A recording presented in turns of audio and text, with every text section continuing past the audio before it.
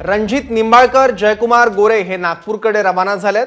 रणजित निंबाळकर हे देवेंद्र फडणवीस यांची भेट घेणार आहेत। महायुती धर्म पाळत नसल्याची तक्रार रामराजे करणार आहेत का?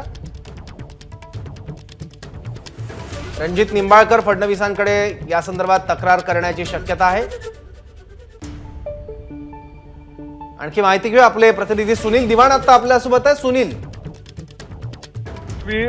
खासदार रणजित निंबाळकर असतील, दौंडचे आमदार राहुल कुल असतील आणि जयकुमार गोरे हे तिघही खास विमानाने नागपूरकडे रवाना झालेले आहेत। एका बाजूला महायुतीचा धर्म भाजप सर्व ठिकाणी पाळत असताना माढा लोकसभेत निंबाळकरांकडनं मात्र रामराजे निंबाळकर किंवा त्यांच्या परिवाराकडनं हा धर्म पाळला जात नसल्याची तक्रार आहे आणि त्यामुळेच ही तक्रार घेऊन हे थेट नागपूरला देवेंद्र फडणवीस यांची भेट घ्यायला गेलेले आहेत। जर माढ्यात सहकार्य होत नसेल तर बारामतीत सुद्धा आम्ही सहकार्य करणार नाही अशा पद्धतीची भूमिका राहुल कुल यांची आहे, तेही त्यांच्या सोबत आहेत। त्यामुळे आजच्या या बैठकीवर पुन्हा एकदा बारामती आणि माढ्याचा तिढा समोर येणार आहे।